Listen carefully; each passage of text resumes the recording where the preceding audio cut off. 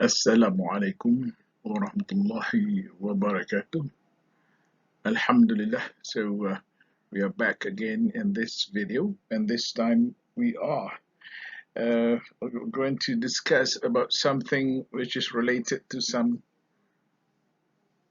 incident or accident that we don't really look forward to, but it's like the day that never come, but apparently for some it came. All right, so we're gonna discuss about some emissions, accidental emissions from our factory and what to do. Now, first of all, thank you for those who have subscribed to my channel, my video, and I thank you, YouTube, as well, for this amazing platform, as I usually put it, that we could discuss, we could share, and I could present the limited amount of knowledge and experience that I have with all of you. Nonetheless, before we go on, please, if you are in a mosque on Friday and the khatib is reciting the khutbah, please refrain from watching this video. All right, and apart from that, if you're having meeting or attending to your boss, etc., and occupied with your spouse, please do not watch this video. So let us proceed with what we want to discuss today in this video. I have before you here a summary, some keywords which I have picked from the law itself, which is Regulation 21 of the Clean Air Regulations 2014 of the Environmental Quality Act, Malaysia, 1974. Now, this is something that all of us really do not look forward to.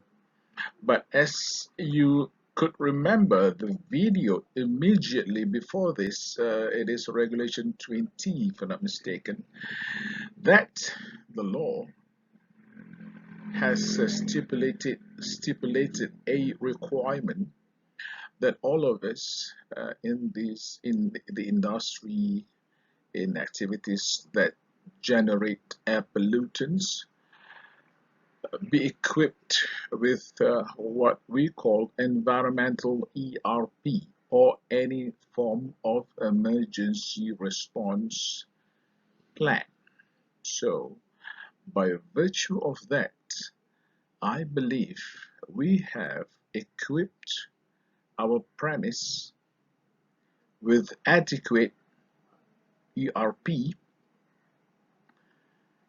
and or we may have in our region, in our localized industrial area, a kind of networking with other factories, other premises, whereby we might be sharing uh, equipment, ERP methodologies. It could be equipment, it could be personnel, it could be expertise, it could be first aid, anything related to ERP. If that is so, I say it's very good, excellent. And I remember being in an industrial area in Pahang called Gebeng Industrial Area.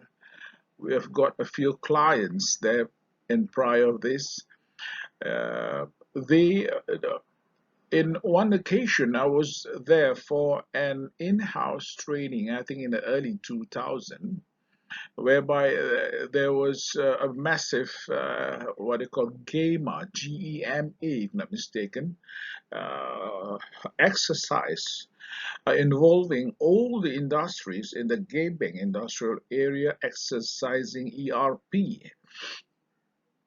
And I was able to have a short observation. Apparently, I see that they have an inventory of what is available in their neighbor what they call in their neighbors ERP readiness.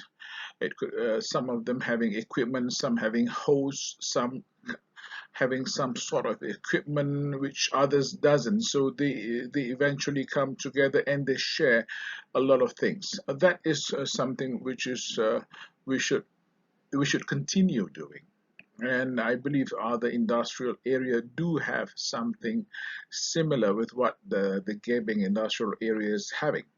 Now back to this law. If accident happen, accidental releases, accidental emission do happen, as shown in my classic picture here, whereby these accidental releases not only contaminate this particular premise, but the emission has gone across the premise border to the nearby surrounding, affecting neighboring factories nearby around the area. I think it went as far as about 800 meters. Okay, so if this happened, according to the law, if this happened, but the law mentioned the word at the premise. Yeah, okay. If this happened at the premise, I would put in the premise, accidental release in the premise, and it goes overboard, all right, goes out into the atmosphere and start to travel. If this happened, according to this law, we have to inform DOE immediately. Okay, and yes, I would, I would, in reality, I would recommend that if there is accidental emission of air impurity from our premise, from our dust collector, from our scrubber, etc., if that do happen, before you contact DOE, my suggestion, mobilize the ERP, trigger the ERP, and then immediately call the DOE. And when you call the DOE, at least you are able to inform the DOE that you have triggered the ERP, and make sure you have deployed the ERP team, which would immediately get onto the site, get at the site where the release is originating, and start to identify the source of release and make sure rectification processes follow quickly. As I said earlier, the problem with environmental pollution is when we delay our response. Our response time in investigating, our troubleshooting, our response time in rectifying the problem. That time must be shortened. The longer time that we take to remediate or rectify the problem, the worse would be the outcome of the aftermath, we call it. All right, so now the law also says that we have got to contain, clean, and of course stop the accidental emission. This is very clear. However, my concern is if the emission of air impurity from this accidental incident released from our sources has gone across the premise border into our neighbor's premise. The question is, what do we do?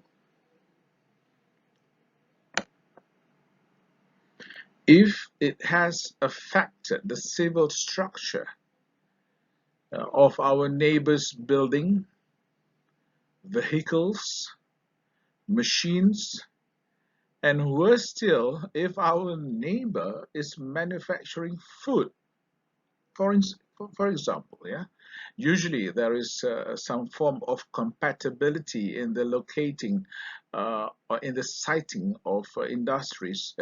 There's some form of reference in terms of compatibility.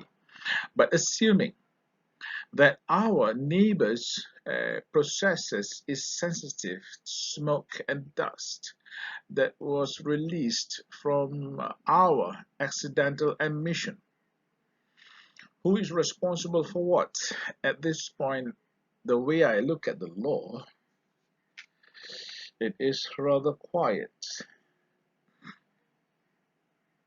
Subclause 2 of this law states that the owner or occupier of a premises shall, comma, to every reasonable extent, comma, contain, cleanse, or abate the accidental emission in the manner satisfactory to the Director General, meaning the DOE has got to supervise. Therefore, if the DOE advises us to clean the neighbor's compound, to clean the neighbor's building, which is being stained from our accidental releases, then we are obliged to comply.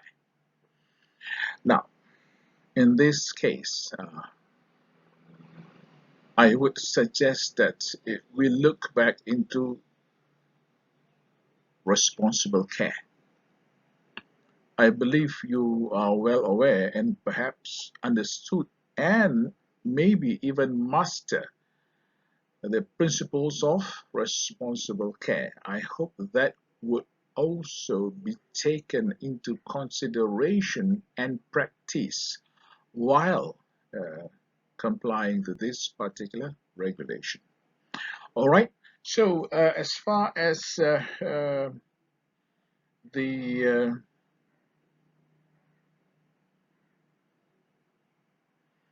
as far as this accidental emission is concerned, apparently what we have here is we got to inform the DOE quite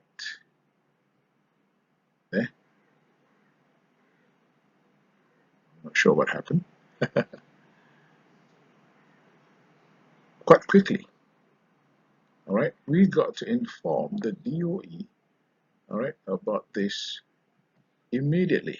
Now, this is the law. We don't abut the law. It is the law, so we have to inform immediately. But in practice, as I said earlier, we got to deploy our ERP first, and we have to contain.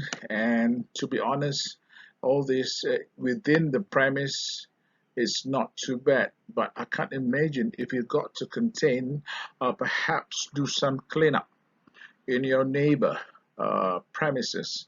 That is another story. Or perhaps you would pay for their cost of cleanup. I think that would be more reasonable, or you engage a contractor, an external contractor, to do the cleanup for you, and you pay for all these costs.